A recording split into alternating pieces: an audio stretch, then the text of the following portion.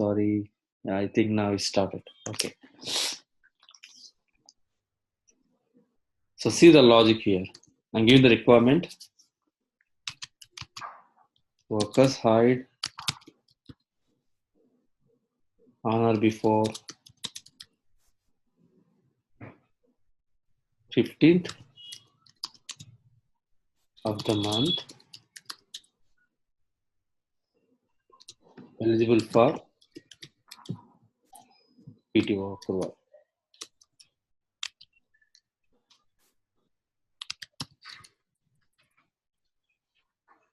Okay, this is the first set. And the next condition, worker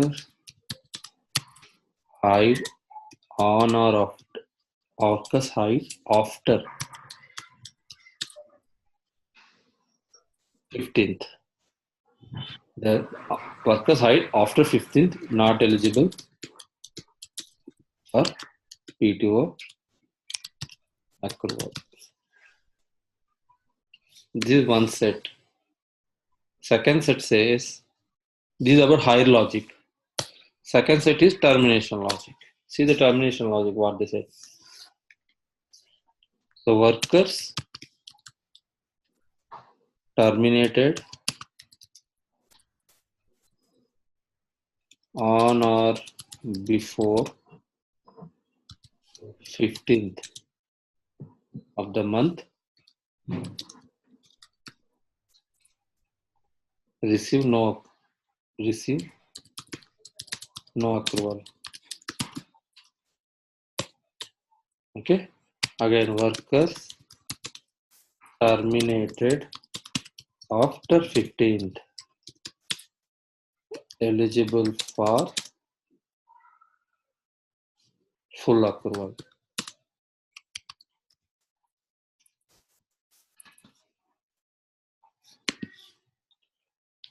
So this is our first condition we already created, calculation without any conditions. Now we are including the conditions. So what we are saying here, if you hire any employee on or before 15th of the month, they are eligible for full PTO approval, which means 6 hours. If it's a day shift is 6 hours.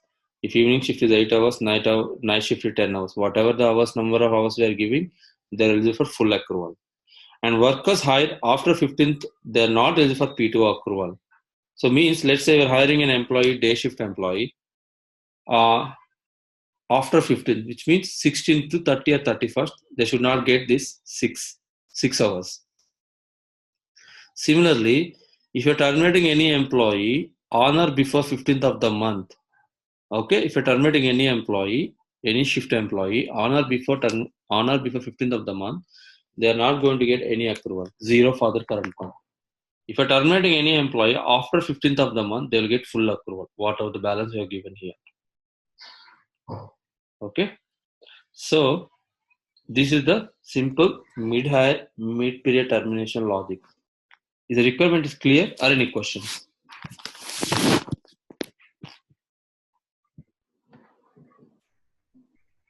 No good. Okay, it's simple. Yeah, I'll just simplify it. So we have 3 things. Okay, when you're working on accruals, we have to remember 3 things.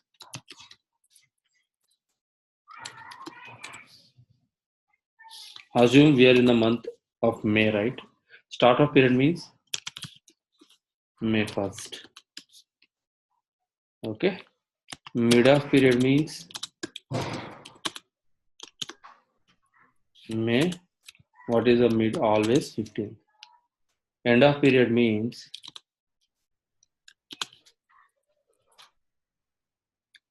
last 31st or 30th, whatever it is. So normally we have these 3 periods. If you're hiring any employee between these 2 dates, start of period or mid of period, between these 2 dates, employee is eligible for approval. If any employee hide between these 2 dates, okay, employee is not eligible. Similarly, if you terminate any employee between these 2 dates, that employee is not eligible for approval. But if you terminate any employee in between these 2 dates, 15th, 16th to 30th, they are eligible for approval. Okay. And also, they're asking us to enhance the existing condition. But what I'm going to do yesterday, we tweaked the condition rule. We tweaked the condition calculation. So we'll create a new calculation. Then later during testing, we'll bring our shift also as well in that. Okay. So let's see how to create it.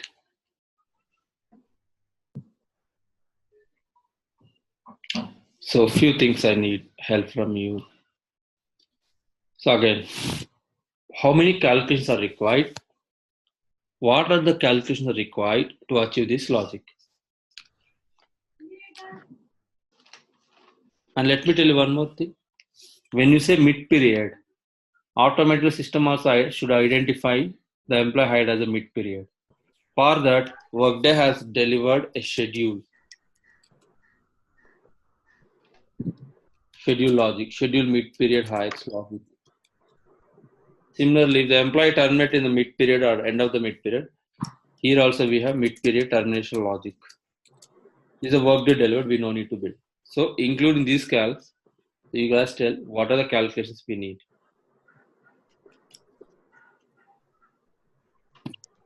First one.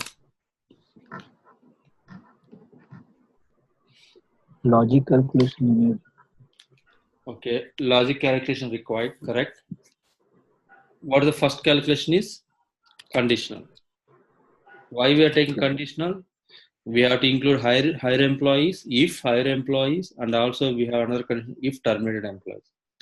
First one is conditional. Second one, so for logic also required. As I said, you have to include schedule mid-period plus employee hired on or after 15th. So here, include terminated employees plus mid-period termination logic. The logic is required. What is the third one? Value comparison. Value comparison. Why we need value comparison for which one? Hire date greater than 15th or less than 15th. Excellent. Okay. So what are the other calculations required?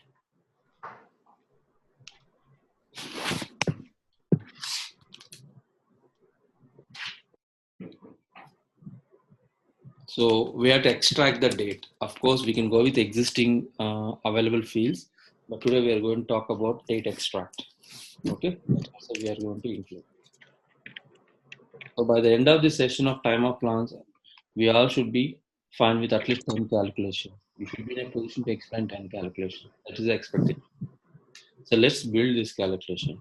Conditional, logic, value comparison, date extract.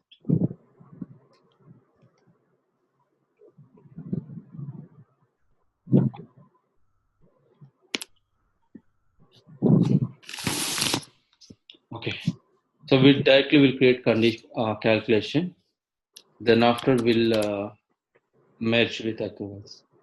I'm asking the task create conditional calculation.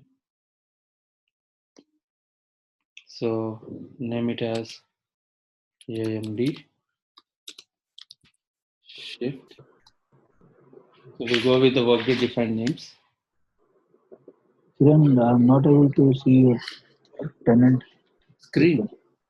Oh, sorry. Now I think you can say. Yeah, it's my bad. Okay, AMD shift calculation and categorize into absence. So order A. So what is the first condition we have to build here? I will switch between the requirement and this. You guys please help me. The workers hired on or before 15th of the month, they're eligible for PTO accrual. Okay. So I'm setting condition here. So you have to bring workers hired on or after 15th of the month. Which calculation is required to bring that one?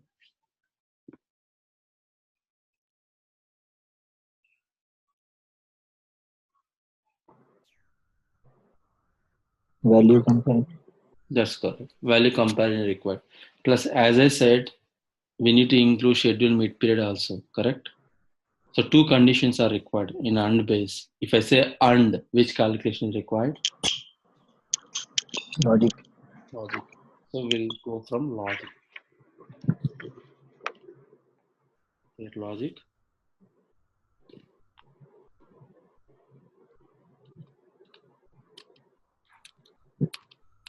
New hire. Second half of the month.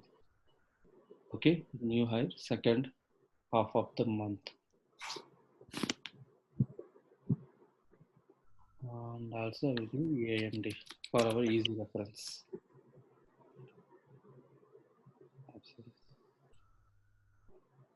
Now here, which calculation we have to select? Value comparison to bring or identify greater than. So value comparison. Select value comparison.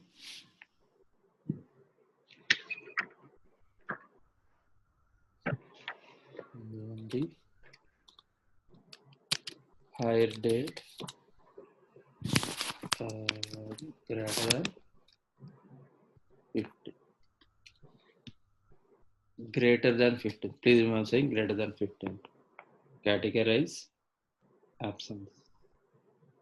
So what field we have to select in the operand? First operand. Hire date. Hire Circle hired. Hire date.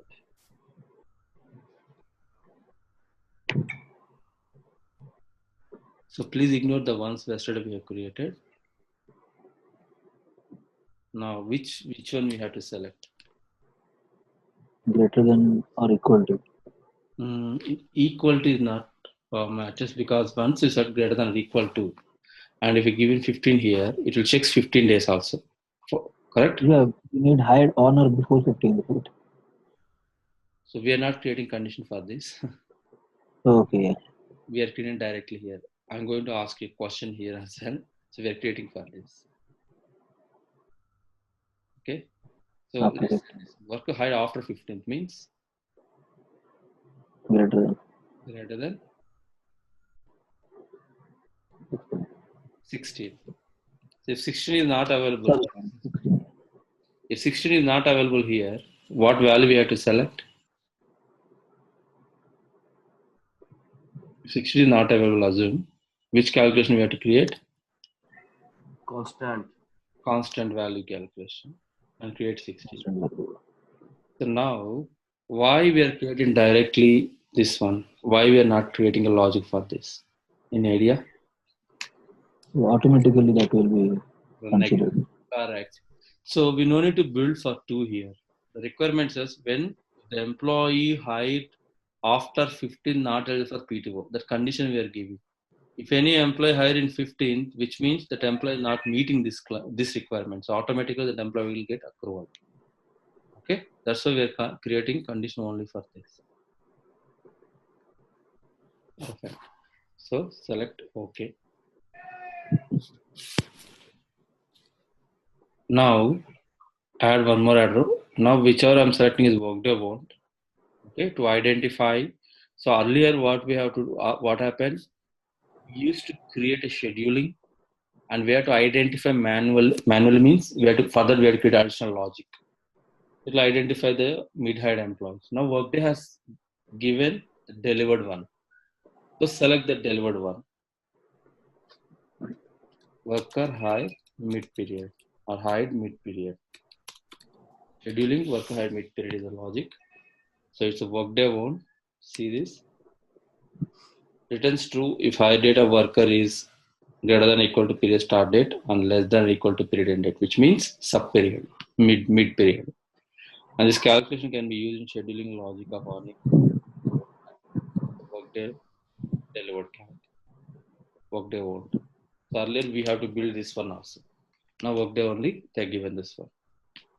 This meet the requirement. So what is the condition here? Is it under?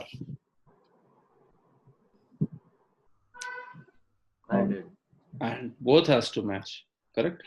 This has to match and second condition should match. This is one condition. So if your employee who's ever hired second half of the month, what is the result they said? 0. PTO. So it should be 0.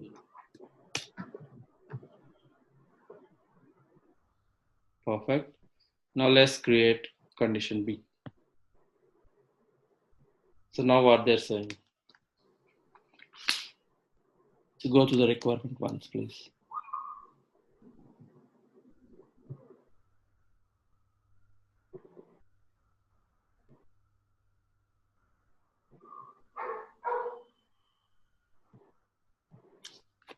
So worker terminated on or before 15th of the month should not receive any accrual. So again, what is the calculation we have to select? Logic.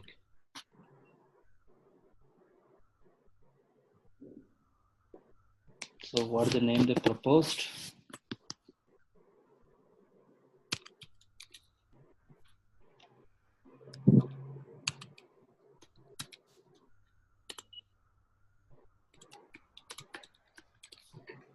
Okay. I'm randomly giving some. Okay, so again, what calculation we have to select here? Same value comparison. Value comparison.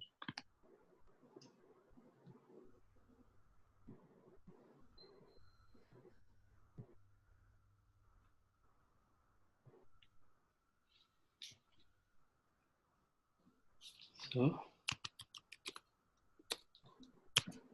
termination date greater than 50. Category absence. So what is the field we have to select? Maybe terminate date. Yeah. Worker term.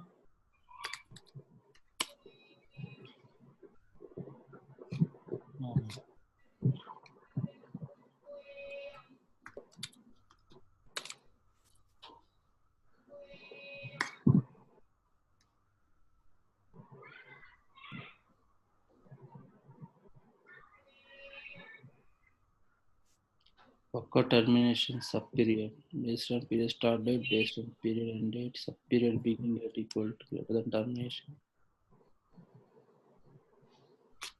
This is a workday delivered again.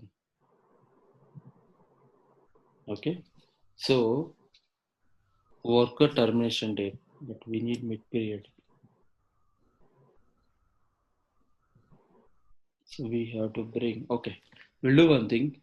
As per that book, we'll create a date extract here. We'll get our own calc. Create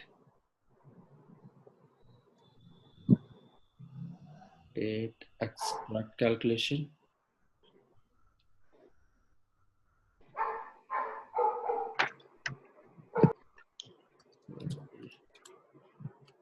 Worker termination date.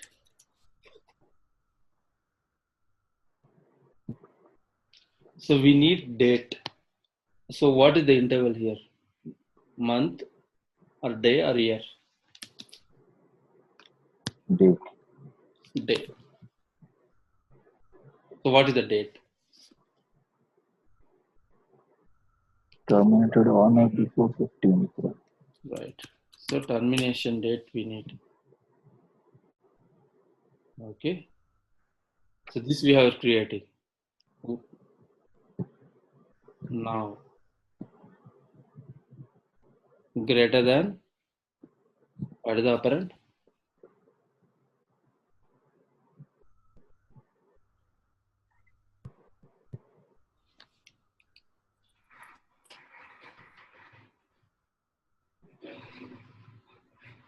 You can see here, worker terminated after 15th eligible for full PTO approval. Okay, I'm sorry. We'll get -1. Less than or equal to 15. Yeah. If any employee terminated less than or equal to 15, they're not going to get 0. They're not going to get accrual. No accrual. We are creating only for no accruals. Okay. Select OK. And add one more add row. So we have termination scheduling logic also here. So we will select the termination schedule logic. Mid-period termination. This is also a workday bound.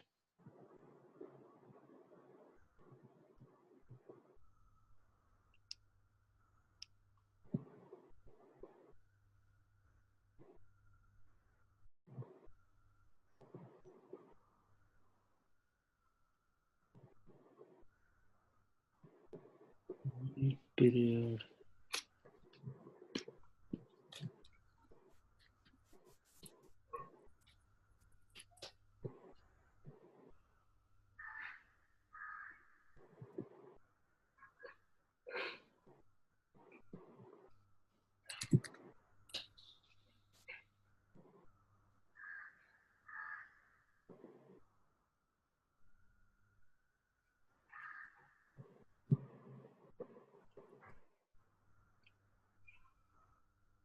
Instead of searching, it's better we can create a new one always. Scheduling weekly hours.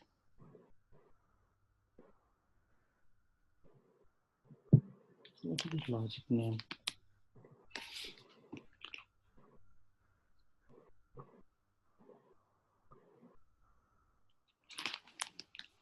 Okay.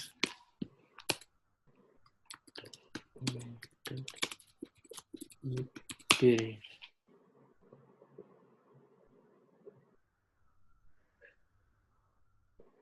Yeah. This is the workday one again. Logic calculation. Okay. So workday delivered one. If you identified any employees terminated mid-period, remember this one. If you want to identify any employees, hide in mid-period, scheduling worker, hide in mid-period. Terminated, this logic. And it's an uncondition. Okay. So what is the value if any employee terminated in mid-period greater than equal to less than or equal to 15th? 0. 0.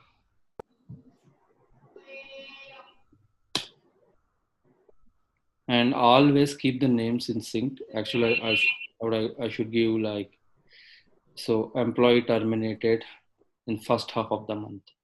Okay, by mistaken like event. Okay, now what we can do, let's bring our shift calcs here.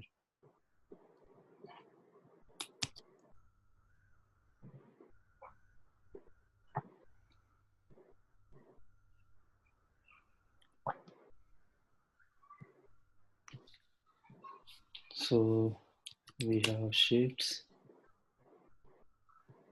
AMD day shift,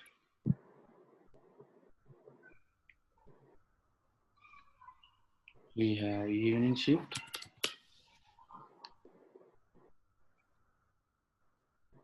and we have night shift.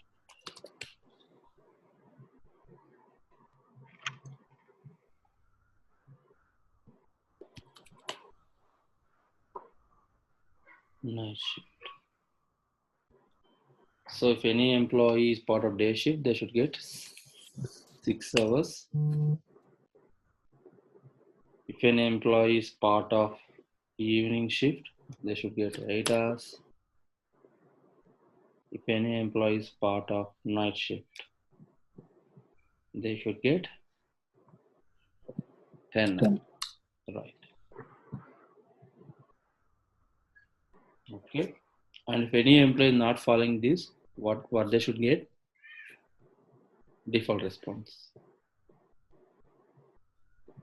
0. If any employee not meeting this condition, they should get 0 because they're not part of this calc. Okay. Let's summarize. So initially, this is what we have created. Day shift. So term. Let me change the order. A, B, C. Day shift. D. Okay.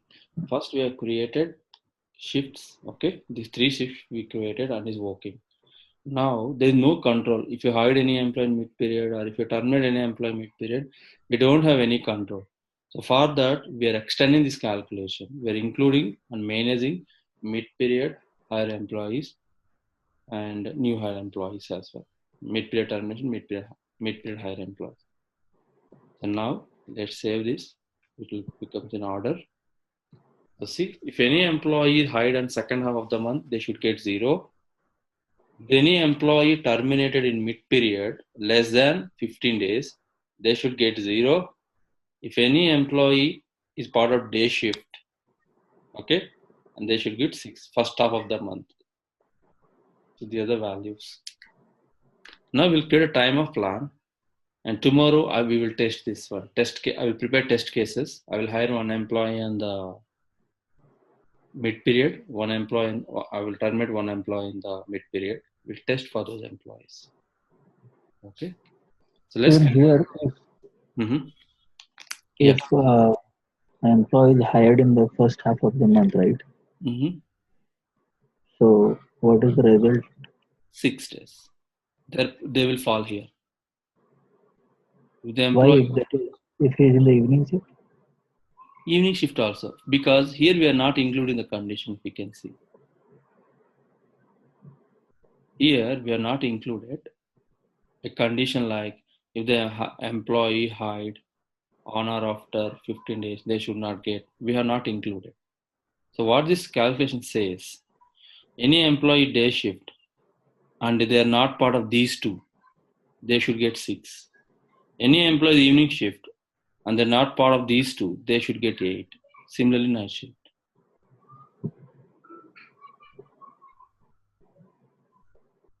Confused?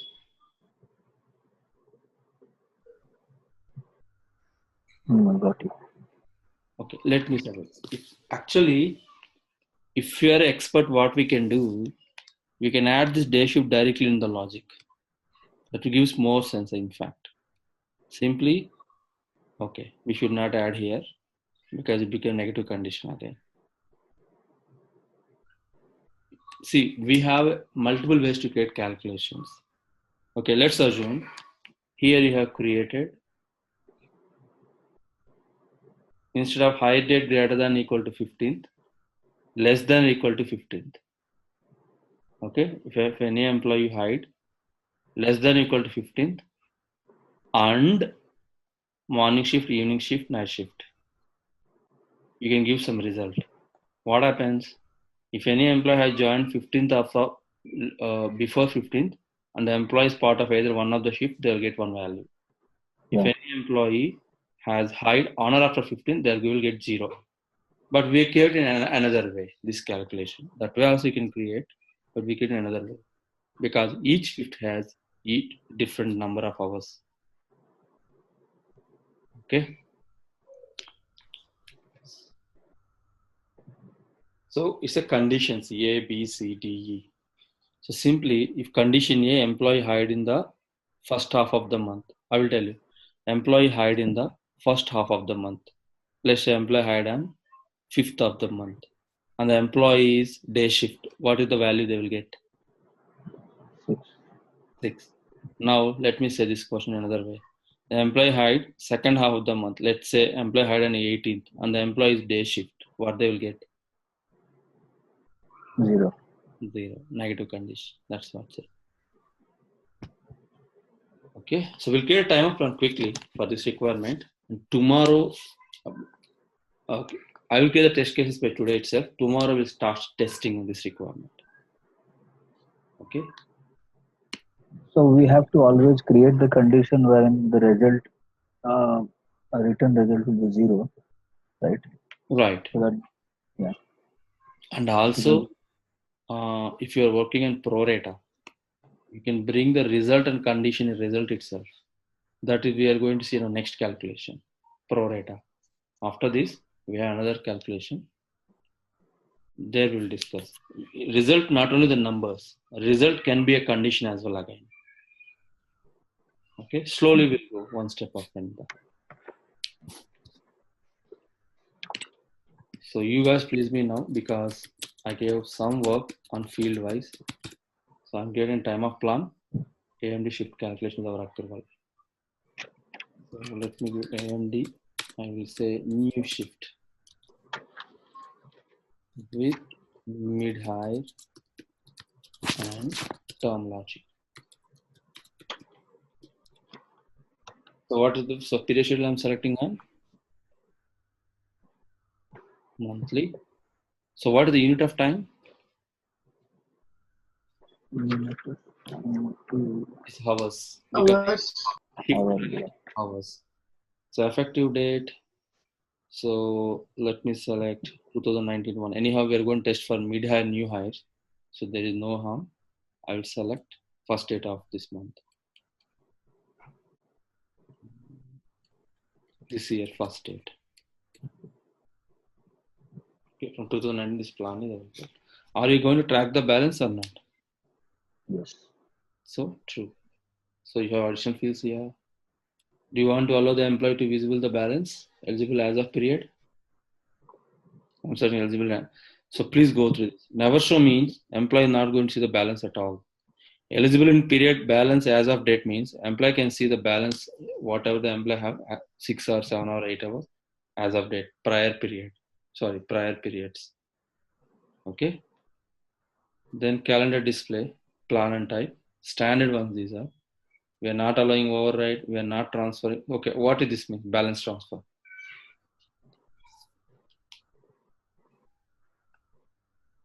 Balance transfer. Okay. If an employee has 2 plans and one plan the employee utilized all the time off. Another plan they have some balance. Now the employee can move some of the balance to the another plan. Okay.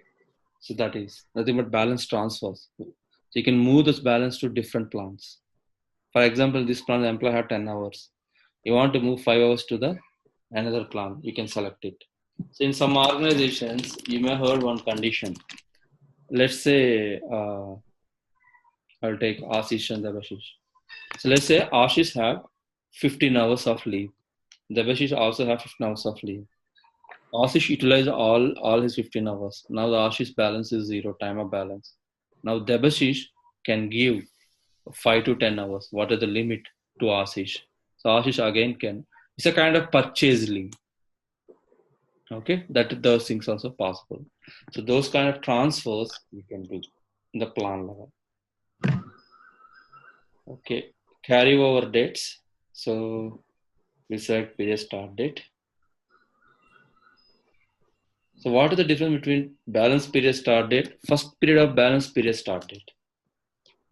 Any idea? Balance period start date means as of date it will take first period of balance, which means from when that employee is eligible for to receive the balance, from that date onwards, if you want to carry over, you can select this. Okay, but standardly we will select always balance period start date. I'm not keeping any limit because after test we'll do, because we are going to test only mid highs, so it's not required. So calculations, accrual frequency method for time of plan. We are selecting start of period, end of period. Start of period will select because we have 2 conditions. First to 15th, 15 to 16. Anyhow, end of period is not required because if the employee is terminated at the end of the month, we are not giving. The logic we have selected already, end of period in the calculation itself. I'm not giving any limits. As I said, we are testing for one termination employee, one new hire, mid-hire employees. So not required upper limits. Days to includes, I'm selecting only weekdays. So please remember each and every field under the prompts. These are standard ones. You don't need to create any custom, standard ones. Yeah, Kiran, on what basis you are choosing this actual frequency, start of year or end of year? Right. So start of period, end of period means when this employee can get this accrual. Okay. Start of period means 6 hours, 7 hours we are calling it. Immediately first period itself the employee will get. End of period means once the period is successfully completed, then next month first date the employee will get. But our requirement, once the employee hired, the first date itself the employee is for that number of leaves. You select start of period. You can select end of period, there is no harm. But employee can avail leave only. Okay, I will explain here. Start of period. In calculation, start of period is different. The one whatever we discussed is mid-period logics. This is different. Okay. So I'm going to explain. Okay. Start of period. Let's say you hired employee in the month of May 1st. Employee will get balance from May 1st itself. End of period means May 30th or 31st. We have 31st. Employee will get 30th as the balance, but employee can apply time of June 1st because he is getting the balance in the last day. Okay. So I'm selecting start of period. And accrual, select add row. Shall we join quickly? It seems it's going to end in a minute. We rejoin again quickly.